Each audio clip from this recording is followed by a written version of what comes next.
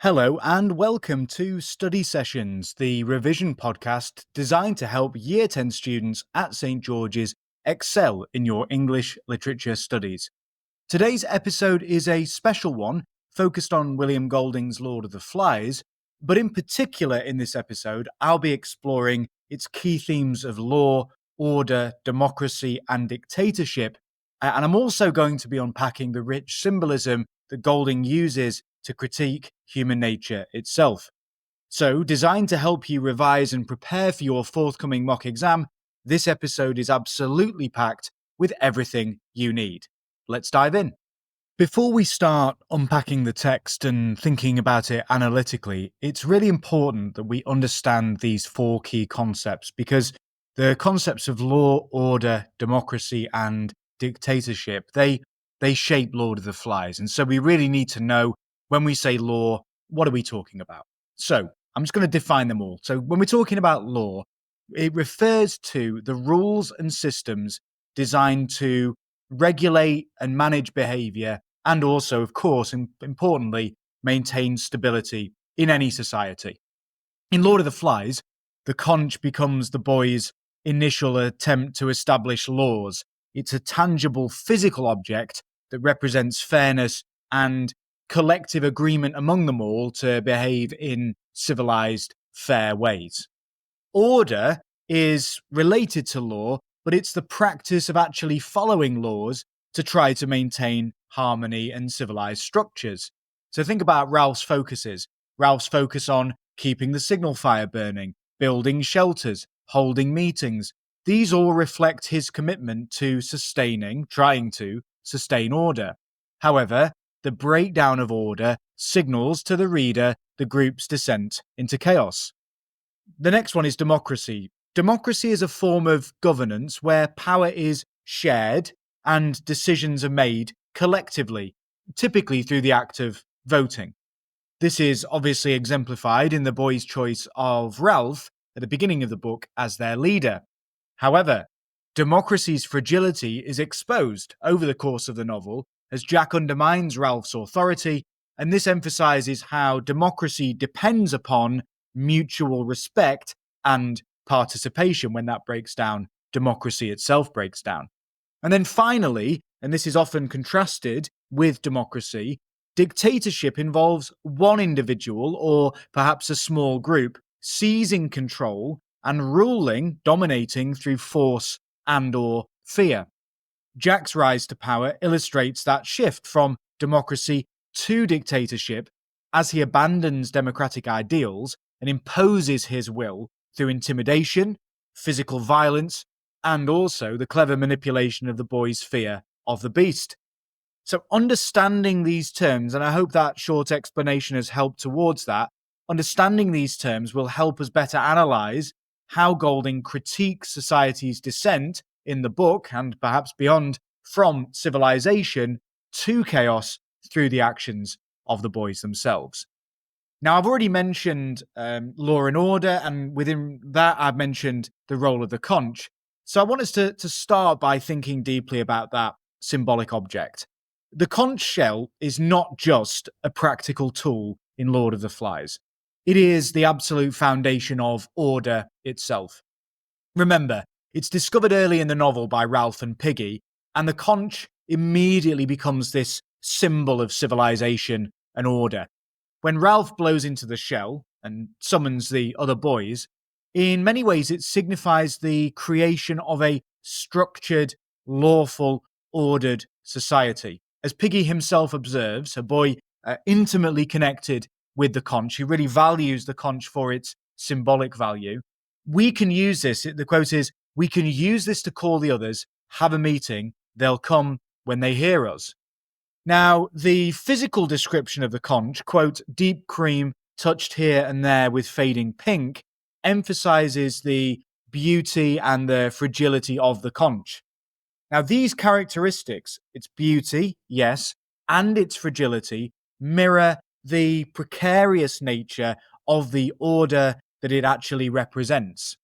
Golding's choice here is to imbue the conch with a natural elegance that elevates its symbolic value and weight making its eventual destruction towards the end of the novel, of course, when Piggy himself dies too, a moment of profound thematic impact. And if we're just thinking about the boys for a second and the conch, we can characterize it as follows. The relationship between Piggy, Ralph, and Jack with the conch, I think, reflects their broader attitudes towards civilization and power. To put it very simply, how the characters treat the conch is how the characters are treating the values and ideas that the conch itself symbolizes. For Piggy, the conch holds symbolic value because it is a physical representation of order, of fairness, of democracy, of the law, and also, I think, a kind of moral authority because it embodies physically the principles that Piggy clings to despite the group's descent into chaos. For Ralph, though, the conch is primarily communicative. So what do I mean by that? It's a tool to gather and unite the boys under a democratic system. For Ralph, the conch's ability to summon the boys and gather them together so they can have meetings is what matters to him. Finally, and this is the most stark contrast with Ralph and Piggy, in contrast, Jack views the conch pragmatically. What do I mean by that? He sees the conch merely as a means to an end. That end being him gaining power and dominance over the others. So what Jack does is disregard the conch, disregarding its symbolic significance when it no longer serves his ambitions. Now, the significance of the conch's power is really clearly highlighted, I think, when Piggy is going back to demand his glasses back towards the end of the novel. Okay, so Piggy is in this near blind state. And in this moment of courage, Piggy says, as he's about to approach and demand his glasses back, okay, from Jack and the tribe that has split off and has decided to side with Jack. Piggy says in a moment of courage, quote, "You let me carry the conch, Ralph. I'll show him the one thing he hasn't got." Now, here in this moment, Piggy positions the conch as a symbol of moral authority, a kind of representation that Piggy is doing the right thing and is on the side of good. And that's something that seems to briefly transcend physical strength. This is a moment that encapsulates Piggy's belief in the principles of order and reason, even when they crumble around him, and even when there are stones whizzing past his head, obviously leading up to the moment where Roger levers off the huge boulder with delirious abandonment that kills Piggy and destroys the conch. I think it's quite a moving and poignant moment, this attempt to confront Jack, and he's there holding the conch, this fragile object, Piggy himself in this deeply vulnerable state. There is a sort of nobility to it. There's a kind of absurdity as well, and naivety, because what is he really going to be able to do other than just use language to demand his glasses back? So this attempt to confront Jack, I think, really underlines the fragility of civilization, but it's in this moment the fragility of civilization in the face of brute force and savagery. And of course, we know how that ends. And the authority of the conch is dependent upon collective belief. It only means something if all the boys believe in it. Okay? So as long as the boys respect its power, it maintains its significance. And Ralph himself recognizes this when he states, quote, "If I blow the conch and they don't come back, then we've had it. We shan't keep the fire going. We'll be like animals." Okay? And this is a line that foreshadows that disintegration of order as belief in the conch, and therefore the societal rules the conch embodies, erodes over time.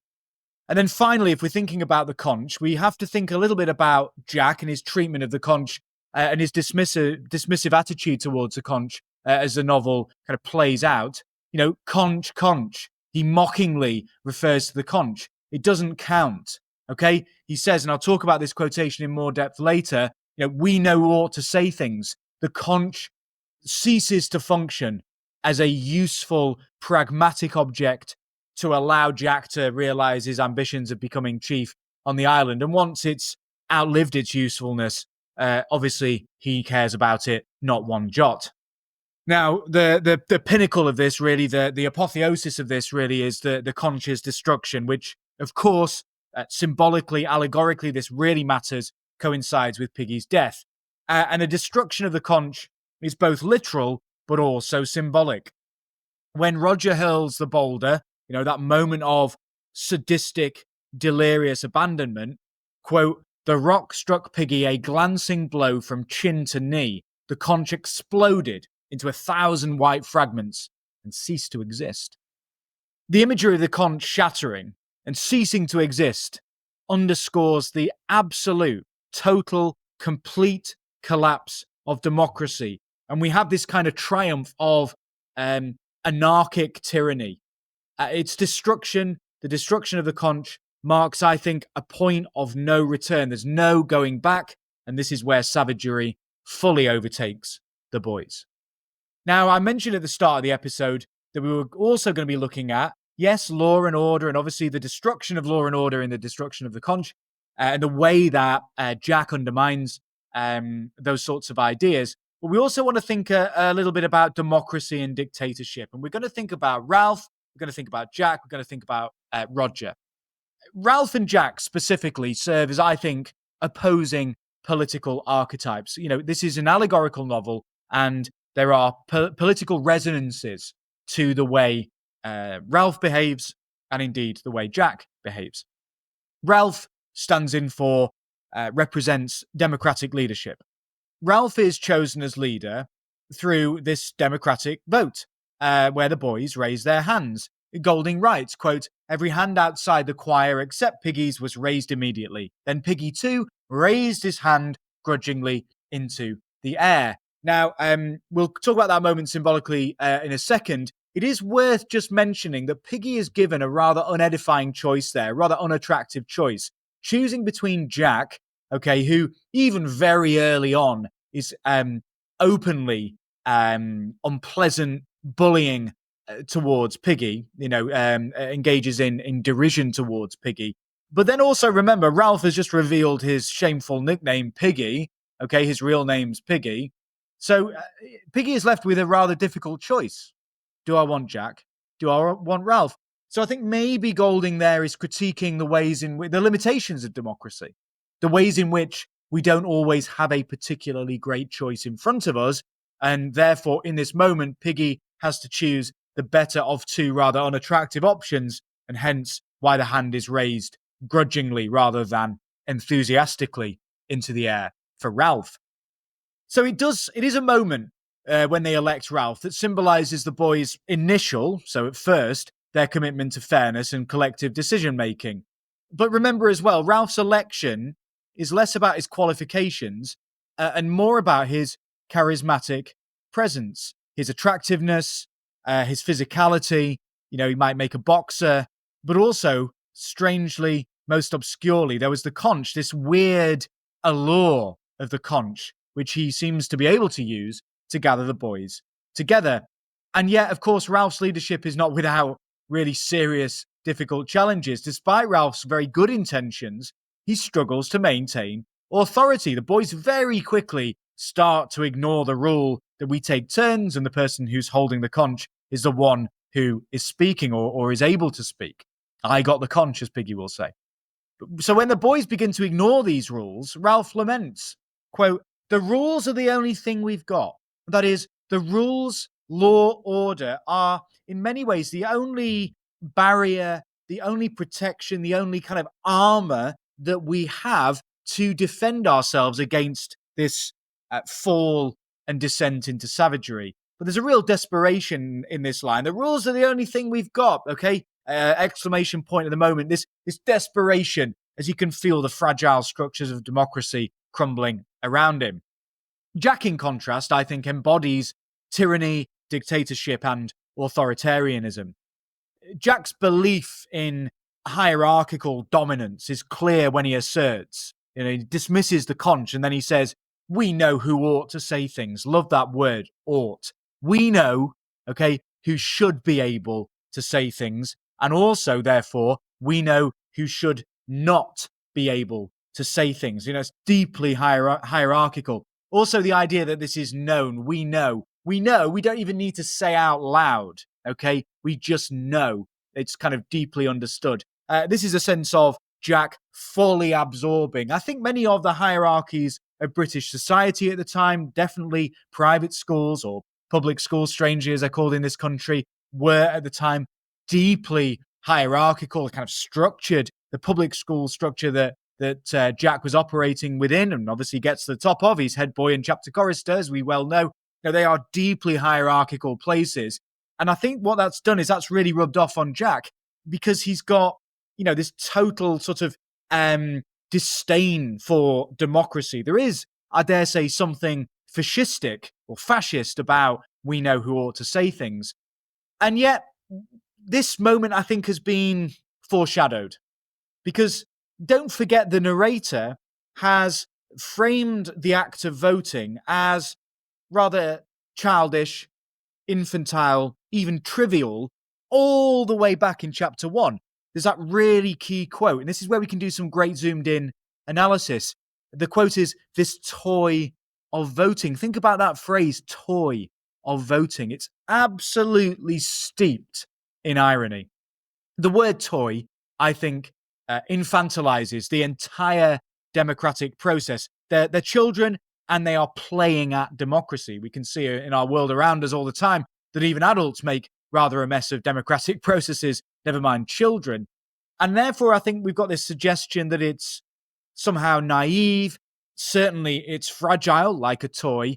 And it's a reflection of just how quickly their attempts at structured governance are going to unravel.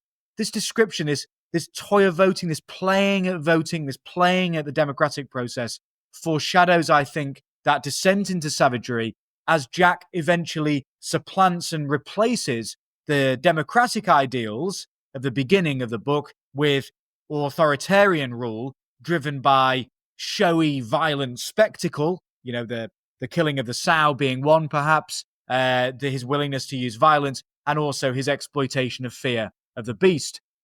Now, Roger's role in the book complements Jack's dictatorship. Notice, of course, it is in fact Roger who declares, "Let's have a vote." And that is not because I think Roger is some kind of deep supporter of democratic processes. For me, that's Roger looking to discern the power structures as they are going to exist on the island. Who's going to be chief? Who's going to be leader? Where am I going to slot in within the hierarchical structures on the island? I think that's what's going on there with Roger. And Roger's role does, as I've said, complement Jack's dictatorship. He evolves into an enforcer type figure, this horrible hangman, almost executioner type figure. Don't forget, though, initially, societal constraints have held Roger back. Okay? And this is seen in the stone throwing moment when he throws stones, but he throws to miss. He's throwing stones at Henry, but he deliberately misses. Okay? Here, quote, "Invisible yet strong was the taboo of the old life." Okay? His arm, quote, has been conditioned by a civilization that knew nothing of him and was in ruins. And Roger is this furtive, has this kind of inner intensity of avoidance and secrecy, very strange, quiet, dark, furtive boy that he is. But we know that taboo of the old life, the taboo that we don't throw stones at other children, we know that strange kind of conditioning, that moral training, but kind of trained like an animal, the word conditioned, has all of those resonances, has all of those associations. You train a dog, you condition a dog, to stop when you're about to cross the road. You condition a dog to fetch a stick. Can you really condition morality? Roger's not absorbed morality because I think he is devoid or totally lacking in morality. So as those taboos dissolve, as his fear of punishment fades away, as he spends more and more time on the island away from adult figures and obviously adult authority, Roger absolutely embraces his sadistic tendencies. By the end, Roger is wielding, quote, a nameless authority. The full quotation there, wielding a nameless authority. That is authority as a weapon. And it is a chilling description that highlights his unrestrained and unaccountable power. That word, wielding, let's zoom in. Think about that. What does it suggest?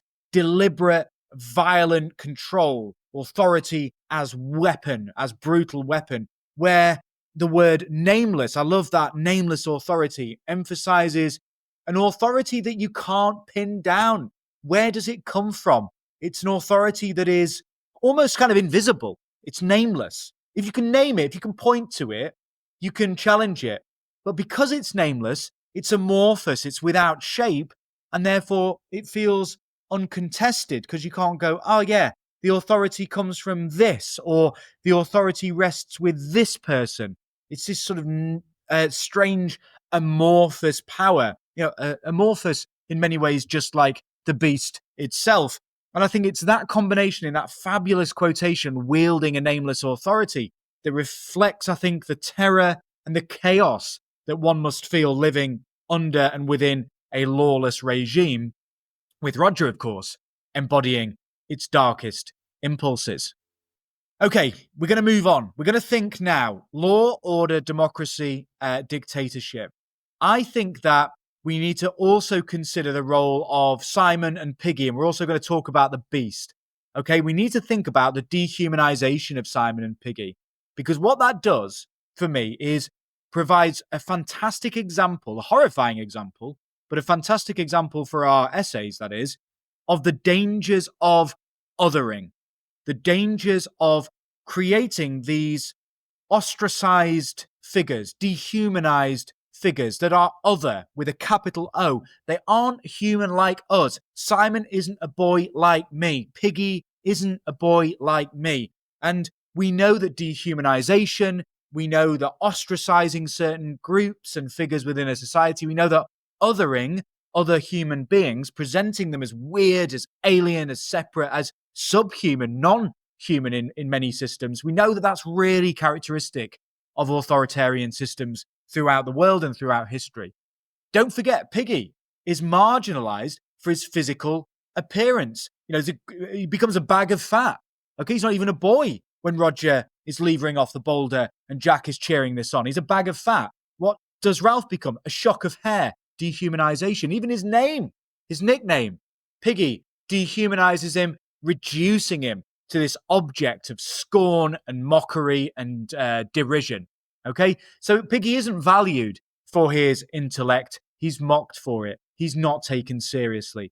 Even Ralph, despite his friendship with Piggy as it emerges kind of later on in the book, don't forget the beginning, he laughs at Piggy's nickname. He reveals that embarrassing nickname. And I think what that does is it signals to readers the ease with which even allies, even friends can partake in behaviors of dehumanization and exclusion. Simon's dehumanization and othering, though, stems less from his intellect as such and more from his spiritual sensitivity. He gives this fantastic, crucial suggestion, okay? Famous quotation, we've talked about it in class umpteen times. His suggestion that the beast may be only us, maybe there is a beast, maybe it's only us, is dismissed as incomprehensible. It's nonsense. It's rubbish. Don't forget, Jack then makes a kind of obscene noise, whatever that obscene noise is, and he shrinks away. He's humiliated in this moment, is Simon, and that isolates him yet further. Of course, Simon's ultimate dehumanization occurs during the boys' frenzied dance, obviously immediately before they actually rip him to shreds, the tearing of teeth and claws, no words, and that chant, kill the beast, cut his throat, spill his blood.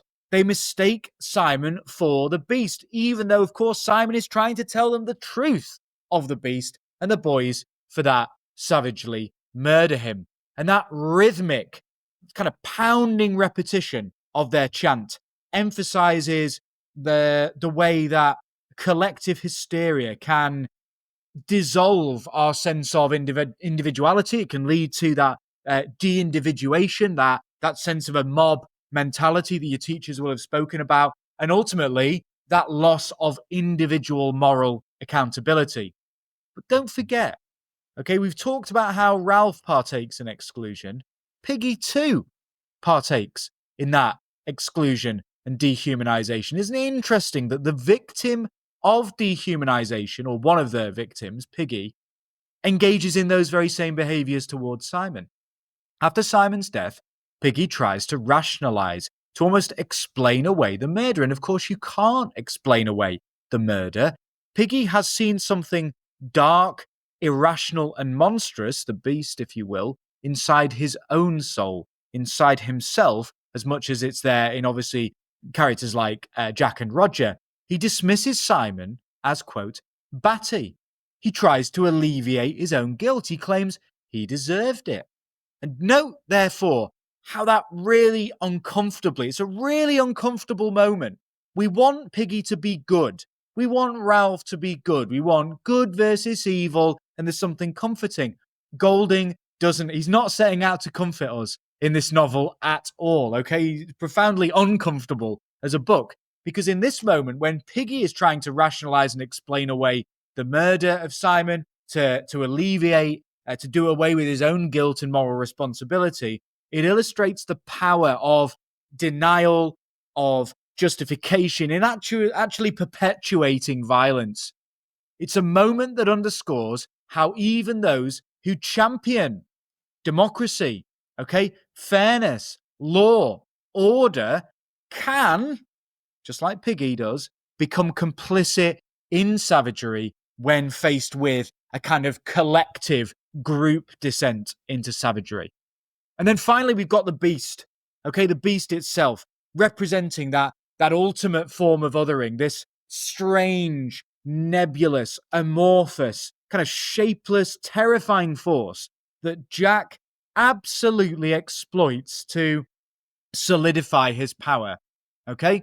Simon's encounter with the Lord of the Flies, of course, Simon with that spiritual sensitivity, with his perceptiveness, reveals the beast's true nature. Think about that image of the pig's head, that representation of evil swarming with flies, that is absolutely morally and physically obscene. It's disgusting, and it declares, quote, fancy thinking the beast was something you could hunt and kill. You knew, didn't you? I'm part of you.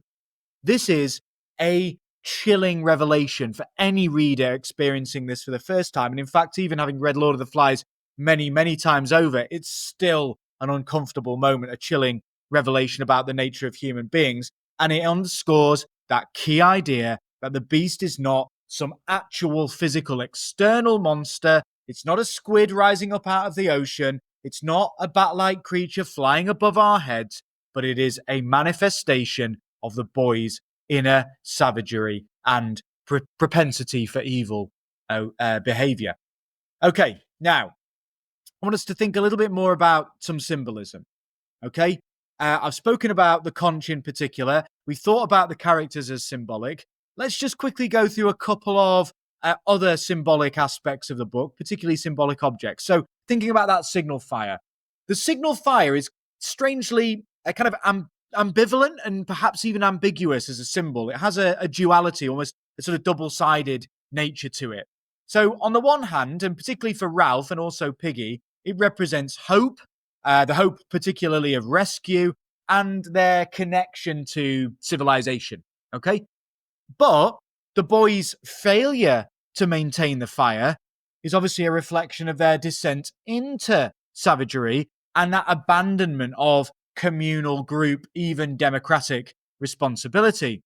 Don't forget that within that fire, which obviously provides light and warmth and heat and is used to cook food, it also has that duality. It has that destructive aspect. Okay, don't forget, it's a signal fire. That destruction is alluring, is attractive to the boys, and that's what causes the signal fire to get out of control and almost certainly leads to the death of the boy with the birthmark. Okay, very, very early on in the novel.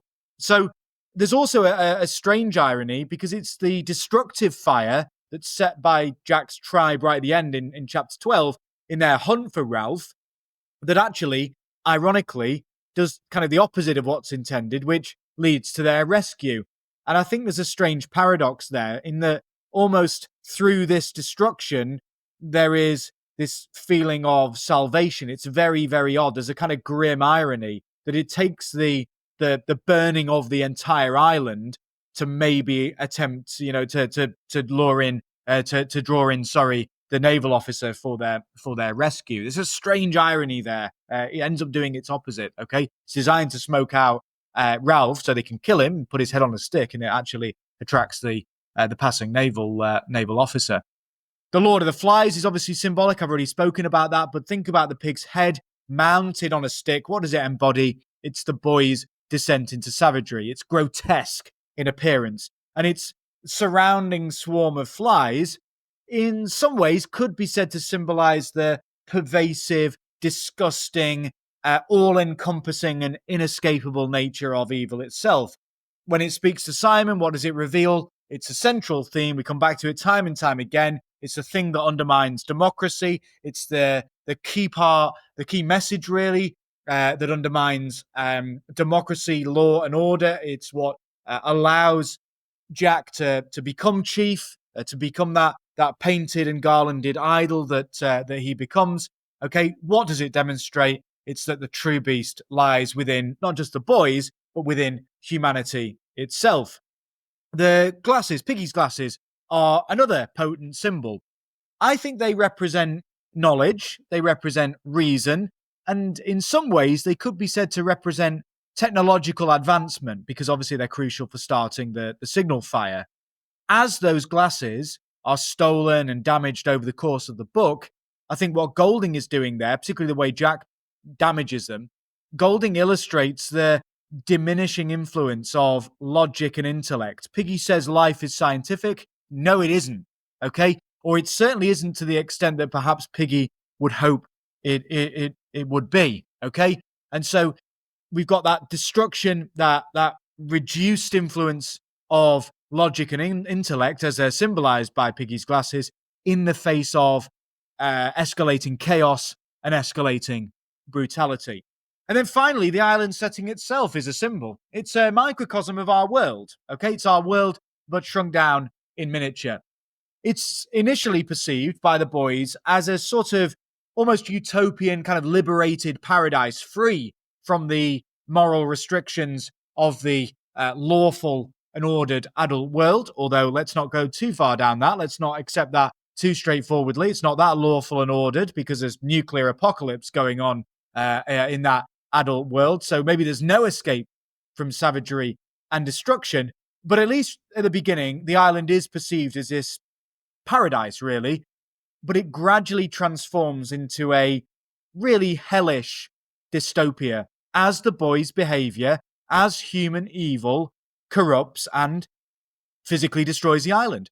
And I think what this is doing is mirroring Golding's commentary on the fragility of civilization and, of course, our inherent, innate, deep down propensity, inclination towards destruction in all of its forms, whether that's destruction of nature, destruction of valuable ideas like democracy and order and law, or even the destruction of human life itself, the destruction of the boy with a birthmark on his face, the destruction of Piggy, the destruction of Simon, and the attempted destruction of Ralph too.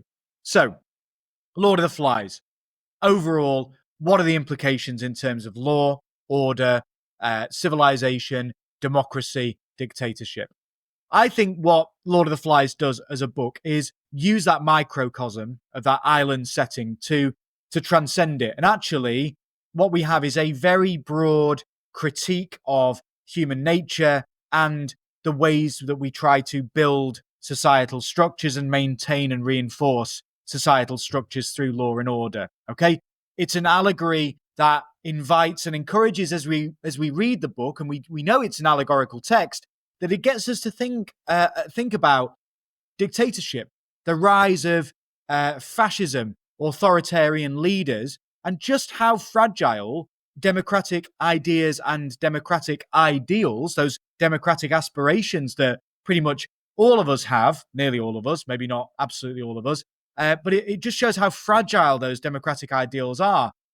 Jack and Roger illustrate the dangers of unchecked power, the potency, and I think the attractiveness at times of dictatorship, while Simon and Piggy's fates remind us of the human cost.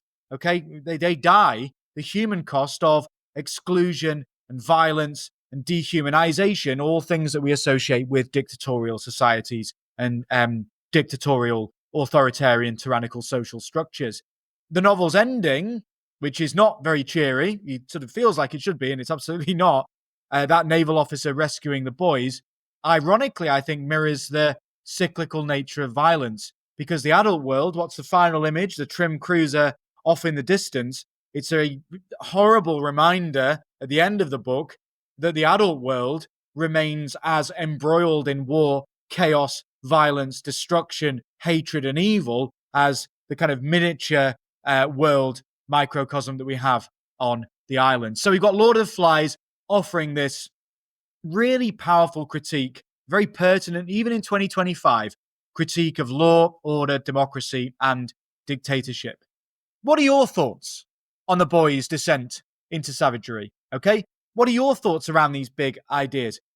Is that slide descent into dictatorship, into chaos, into brutality, is it inevitable? Could a stronger, better leader than Ralph have maintained order? Did the boys have any chance of building on the kind of democratic structures and maintaining the democratic structures that are established early on? You know, what do you think? Make sure that you're talking about this with your friends, discussing this, obviously discussing it in class, discussing it in those moments in the refectory when you're with your teachers. You know, your views, you've got to engage intellectually with the novel. So your views, your ideas, they really, really matter too. As always, thank you so much for joining us on this special exam prep episode of Study Sessions, really closely tailored to the mock that you've been given in class this week. So don't forget to subscribe. Don't forget, if you are listening to this on Apple Podcasts or on Spotify, please leave a positive review. It also helps kind of spread the word of the podcast more generally. And do make sure that you stay tuned for our next episode, where we're going to be going back to Macbeth and thinking deeply about that play. So as always, keep reading, keep revising, keep questioning, keep being curious about these fantastic texts that we study in literature, and best of luck in the mock exam. If you've continued to listen to this episode beyond its official ending, then you have discovered this episode's Easter egg. Remember, you need to email this in to me as soon as you possibly can in order to win a prize. The Easter egg is: fancy thinking the boff was something you could hunt and kill. You knew, didn't you? I'm part of you. Close, close, close. I'll repeat that one more time. Fancy thinking the boff was something you could hunt and kill. You knew, didn't you? I'm part of you. Close, close, close. So get that emailed in as soon as you possibly can, and you will win a prize.